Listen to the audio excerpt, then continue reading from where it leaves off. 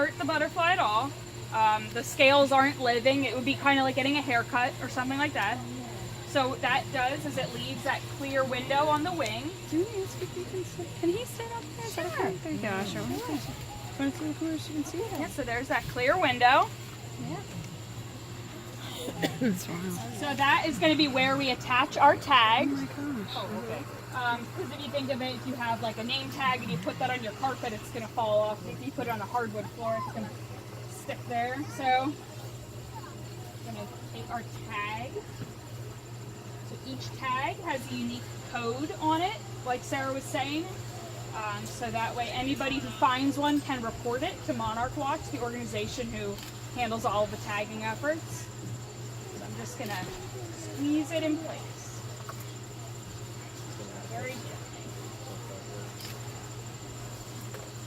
If it's too hard, you can hurt that wing, right?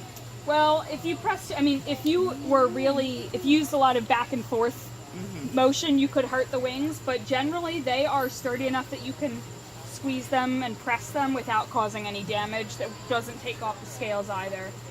These guys are really hardy. They can put up with a little bit of handling. They look very delicate, and they certainly shouldn't be handled if you don't need to, but they're totally okay to get the tag on them. Doesn't impact their flight at all. So the next thing I do is I measure the wingspan. So this one looks like it's about 53 millimeters.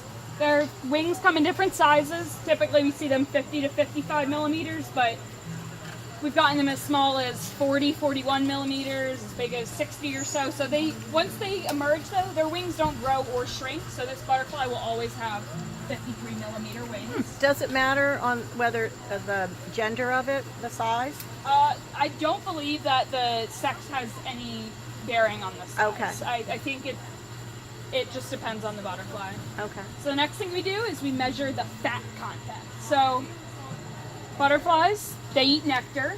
So once they find a really great nectar source, they're going to sit there, they're going to drink up, and that extra sugar is going to be converted into fat as stored energy.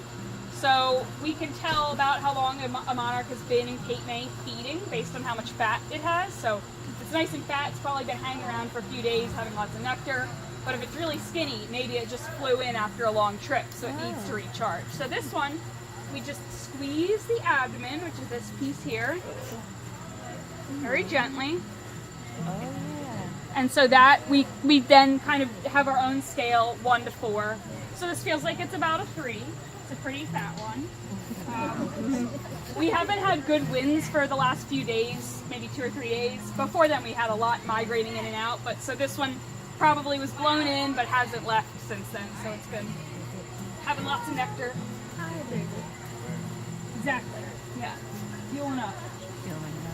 So the moment we've all been waiting for, the inside of the wings. So the wings, like I said, orange and black and white scales. The purpose of those scales is if this butterfly is flying around and it gets stuck in a spider web, it can shimmy its little wings and it can fly away without getting eaten by a spider. Can I see that? Yep. Thank you. So the reason for the coloration, if you see a Thank stop you. sign, what color is the stop sign? Good. Red. So that bright red really tells you, like, I need to stop my car. So with these guys, they've got this bright orange coloration, and that tells predators, stop. You don't want to eat me. So when they're eating milkweed as caterpillars, that's their only food source. Milkweed contains a lot of toxins, so they take in toxins from the milkweed that makes them unfavorable to predators. So no vertebrates can eat monarchs. That includes birds, mammals, reptiles, but invertebrates can. So your insects, your spiders, your praying mantises, those are the threats to the monarch typically. So that coloration is basically to tell everyone else, don't even bother. So now while we have it open, does anyone take a guess? Want to take a guess if we have a male or a female? What do you think? A male. Male, yeah. So why is it a male? Awesome. So 2 black spots on these hind wings here. So those little spots are called androconial glands, if you think andro, male. So those are supposed to be used as scent glands for the males to attract females. But what we've observed is a little different.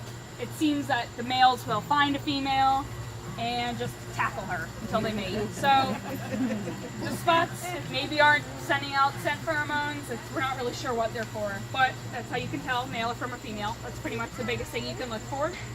With a female, she would look pretty similar, but the black veins, these black lines, would be thicker on the hind wings. So if you see one flying by and it looks really dark, it's probably a female because they just have more black on the wings. But I think that our very first monarch is ready to go. If anybody wants to volunteer to be our launch pad. Oh, go on. There you go, Asher. Here's one. All right. Go ahead. Go ahead. Oh, thank you. Put your hand out, just like this. Flip it over. Okay, you don't have to hold your hand up anymore. All right, ready?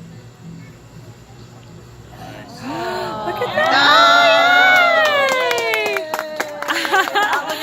You used to fly right away, so you must have been a very good platform. Oh, we have another